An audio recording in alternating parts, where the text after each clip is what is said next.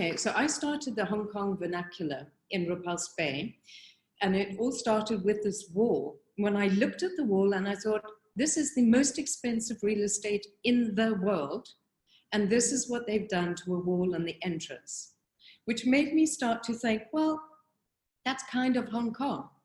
And it's a bit like this barbecue pit that is down near the most exquisite beach. I mean, absolutely beautiful beach. It's slathered in concrete. It looks like the apocalypse.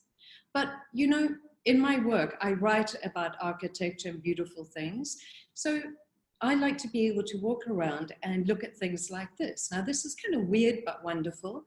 It looks like a bunker, but it's actually a lifeguard hut on a beautiful beach, another beautiful beach. But you see the little conical roof and that beautiful little staircase. It's so Hong Kong. And even the sort of ugliest and most dilapidated buildings, I think, have got something that is quintessentially Hong Kong, like these very functional metal folding doors with a pattern on the top allows the light to show through. So you can always see if someone's at home. Now, this is the French Club.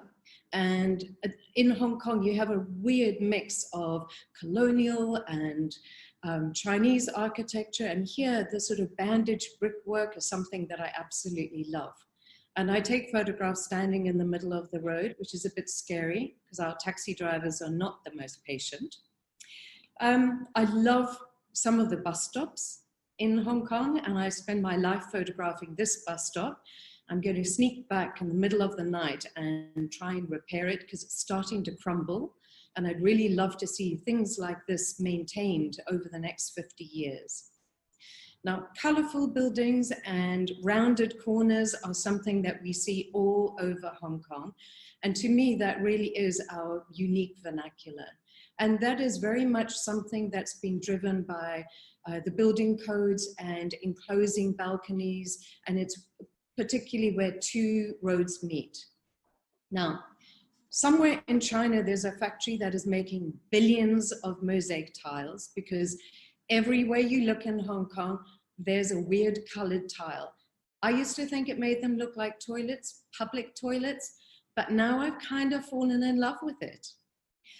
Just like I've started to fall in love with completely strange looking buildings. This is a building that I spotted from the elevated highway going through Happy Valley. And when you look at buildings and architecture from different perspectives, you just see different things. And a lot of our old buildings are still have that very kind of colonial, brutal kind of architecture. And this is a water reservoir up on the peak. And a friend of mine grew up opposite and said it terrified her for most of her childhood, for obvious reasons. Now, this is certainly like Bond villain architecture for me. And I took this photograph hanging off my own balcony. And seriously, I'm really not stalking them, but I've never seen anyone swim in that pool, ever. It's worrying me. Maybe some piranha fish or something are in there. Banyan trees are another very quintessential part of Hong Kong. And I love it when you see the trees really sort of almost holding up these old stone walls. And that's my car illegally parked in a bus stop, but we're not going to focus on that. And green is another color that you see on older buildings. It's also like they had a job lot of a particular paint. And this is one of my favorite buildings in Sheung-Wan. And apparently a coffee shop is going to be moving in there. So I'm going to get a chance to kind of go inside and see what it's like from inside as well. Now, these are really charming, beautiful little houses on Stanley Beach, very near St. Stephen's Beach. The government built them to rehouse fishermen. And this is one in a line of 8. And even though they've poured concrete all over it, I still love it.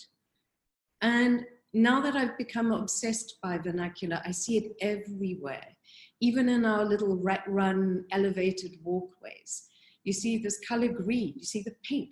I don't know why pink and green is so popular, but once you start looking, you start to appreciate these little details that make your home, and special.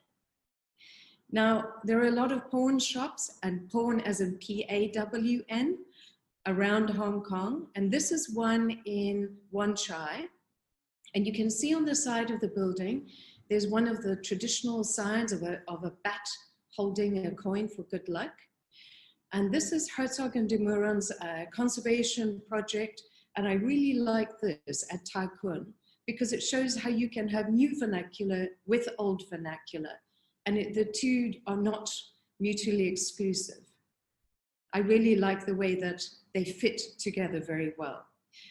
This is typical, gritty, rundown, dirty Hong Kong.